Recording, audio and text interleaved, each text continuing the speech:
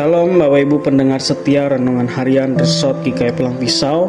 Pada hari ini Sabtu tanggal 29 Juni 2024, saya Pikaris Daniel akan membawa kita dalam Renungan Harian sebagaimana Almanak Nas Gereja Kalimantan Evangelis. Pada hari ini firman Tuhan terdapat di dalam kitab 1 Samuel pasal 20 ayat yang ke-27 sampai ayat yang 43. Bapak Ibu yang dikasihi dan diberkati Tuhan, pada kesempatan saat ini kita boleh melewati rangkaian panjang pengajaran dari 1 Samuel ini.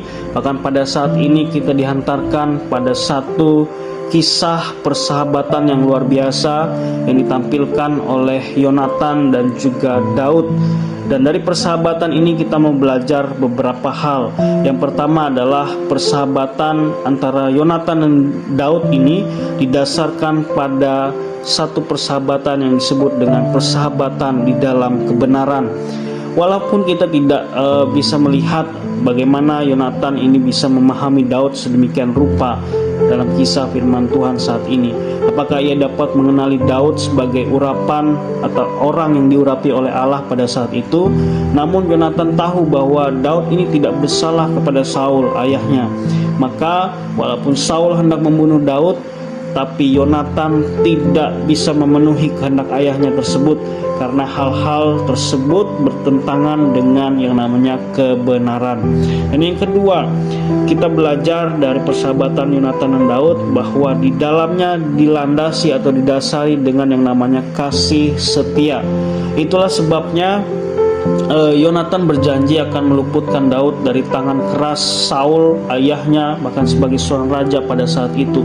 Pada saat yang sama juga Yonatan pun sangat mengharapkan Daud untuk tidak melupakan perjanjiannya yang pernah mereka ikat apabila suatu waktu kelak Daud selamat dan keluarga Saul binasa. Seperti ayat-ayat sebelumnya di ayat yang 15 secara khusus mengindikasikan bahwa Yonatan menyadari bila suatu waktu kelak Daud ini akan menjadi seorang raja atau orang yang berkuasa atas Israel.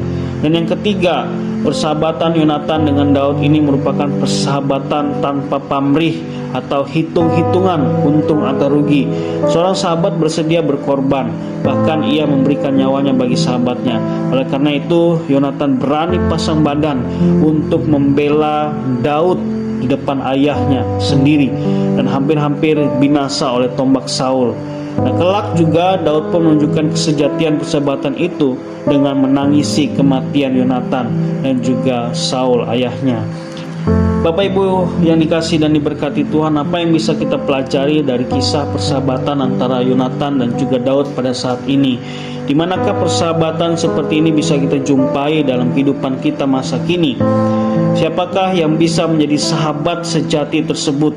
Nah, mungkin pertanyaannya perlu kita rubah saat ini. Siapakah kita yang mau dibentuk Tuhan menjadi seorang sahabat seperti Yonatan dan juga Daud, sebagaimana Kristus telah mengorbankan jiwanya pada kita, sahabat-sahabatnya. Seorang sahabat akan memberi nyawanya kepada sahabatnya. Oleh karena itu, tugas kita hari ini adalah menjadi sahabat bagi semua orang yang mau berkorban, yang mau menunjukkan belas kasihan, menunjukkan kebaikan hatinya kepada orang-orang yang ada di sekitar kita.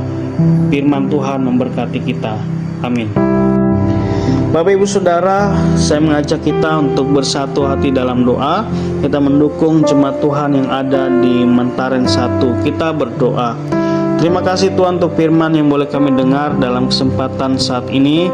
Biarlah firman ini boleh terus berakar dan kuat dalam hati kami melalui proses pertumbuhan yang baik sampai pada saatnya nanti menjadi buah berkat bagi setiap jemaat-Mu yang melakukan firman ini dalam hari-hari kehidupan mereka.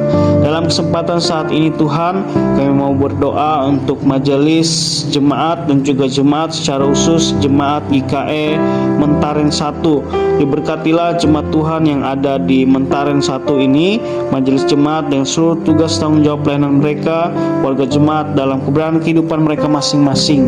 Kami menyerahkan ya Tuhan setiap pergumulan, setiap masalah, bahkan juga mungkin tantangan pelayanan yang boleh mereka hadapi saat ini.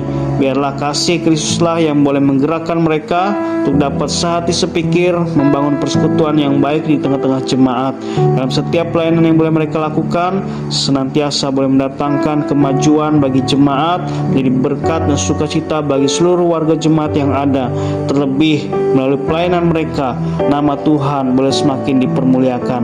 Terima kasih Tuhan, ini doa dan permohonan kami alaskan di dalam nama Tuhan Yesus Kristus yang adalah Tuhan dan Juru Selamat kami. Kami berdoa. Amin.